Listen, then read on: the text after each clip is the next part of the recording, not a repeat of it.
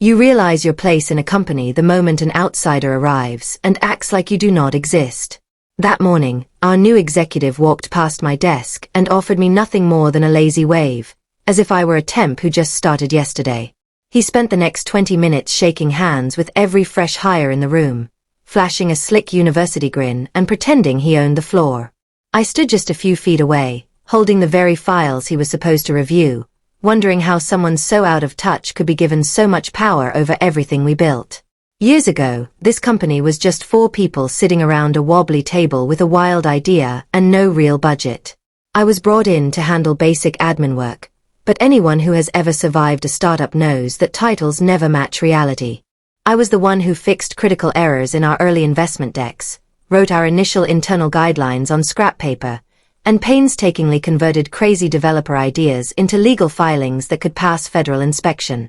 I never fought to be the public face of the enterprise, because someone always has to stay behind the scenes to clean up the chaos.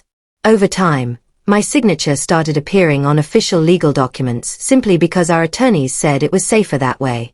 Having a clear paper trail tied to the person who actually managed the documentation protected us from future ownership disputes.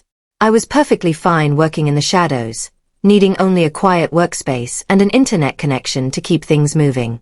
I was the bridge between engineering, compliance, and management, holding the entire framework together while everyone else focused on the bigger picture. We survived the early years because I made sure every piece of paperwork was solid. Then rumors of a massive buyout began circulating through the office, and everything changed almost overnight. A multi-billion-dollar tech conglomerate was interested, and suddenly everyone started updating their online profiles and acting like every casual conversation was a high-stakes interview. That was right around the time the new executive arrived, babbling endlessly about streamlining our workforce and eliminating structural clutter. I watched as my access was revoked from critical communication channels and project boards I had personally designed, all while management looked the other way. They did not fire me outright, because doing so would have required a formal legal review that they did not want to deal with. Instead, they shoved me into a forgotten cubicle next to the breakroom printer, reducing my title to basic support and stripping away my responsibilities. The very founders who used to message me late at night asking for urgent legal advice stopped making eye contact. It was as if my decade of dedication became completely invisible the moment I crossed into my late 90s and stopped fitting their ideal image of a modern tech professional. Rather than making a scene, I chose to sit back and observe as they slowly realized how much they relied on my old routines. They assigned 3 inexperienced workers to cover the tasks I used to handle before lunch, and those poor kids struggled through basic system processes. I spent my days quietly organizing historical records, taking minor phone calls, and training a newly hired product manager who could barely navigate our proprietary system. Through it all, I kept my eyes open and listened carefully, knowing that when people assume you are invisible, they completely forget you are still watching them. The grand restructuring announcement was delivered like a motivational speech, packed with modern buzzwords and sleek slides designed to hide the fact that people were being pushed out. By the end of the week, entire teams were dismantled, veteran managers were shoved into meaningless advisory roles, and my official classification was stripped down to basic office logistics. They revoked my access to our core tracking software and replaced my name on the desk with a generic printed label. I swallowed the disrespect, drank my cold coffee, and let them believe I was defeated. To make matters worse, they expected me to fully train my replacement, a young hire named Sarah who thought legal systems grew on trees. I patiently walked her through our patent repositories and showed her how to submit regulatory filings without triggering automatic rejections. She marveled at how complex the infrastructure was, entirely unaware that she was speaking to the person who wrote the actual code and documentation. I watched from the sidelines as the new leadership team forwarded my old work to temporary workers who managed version control like confused toddlers, risking years of compliance safety. Instead of fighting back immediately, I began a quiet archiving project, printing physical copies of every major document, filing thread, and approval log I had ever created. I cataloged everything in physical folders beneath my desk, preserving a clear timeline of who built the system and who merely inherited it. I knew how fragile the company structure really was, and I wanted to make sure I had an undeniable record if things began to crumble. It was not about holding a grudge.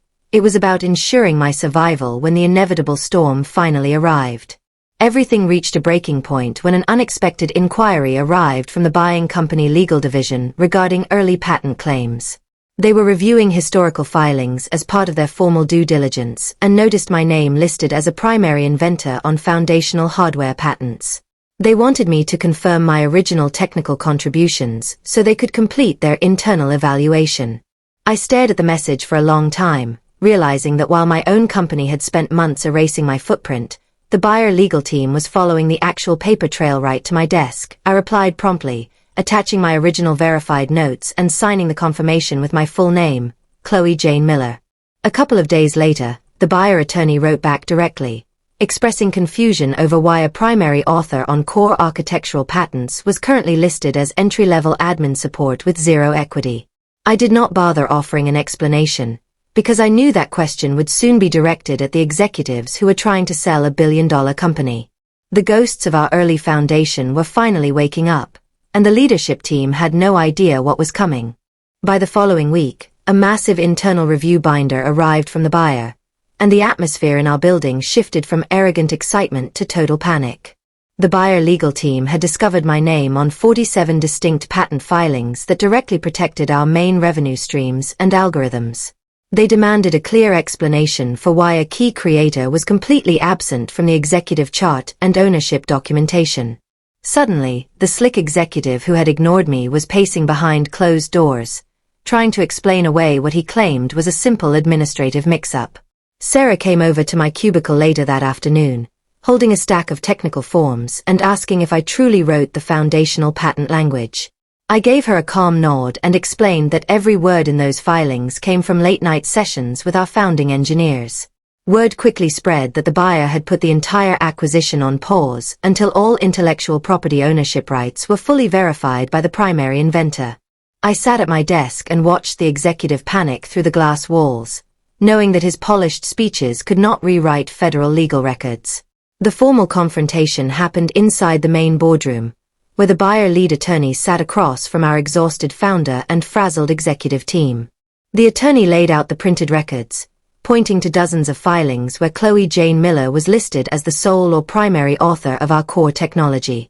The executive tried to claim my name was just listed for administrative tracking, but I calmly stepped in and detailed the exact technical problems I solved to create those systems. The attorney listened intently, completely ignoring the executive attempts to downplay my role in building the enterprise. When our internal legal team realized that no standard work-for-hire contracts had ever been executed during those early startup years, the entire room fell dead silent. The founder realized that without my formal release and verification, the multi-billion-dollar deal was legally dead in the water. The buyer made it clear that they would not move forward with the purchase until my status, compensation, and ownership rights were fully resolved to my satisfaction. The executive who had pushed me into a corner was completely powerless, stripped of his authority by the very documentation he had failed to read. Over the next 48 hours, the executive was quietly removed from his position, and his high-profile initiatives were immediately suspended. The founder personally approached my desk, offering me a full seat on the executive board as Chief Innovation Officer with backdated equity to match my contributions. I accepted the offer on my own terms, moving my workspace out of the break room and into the head office where major decisions were actually made. True authority does not come from loud titles or polished presentations, but from the quiet work that holds everything together when the pressure builds.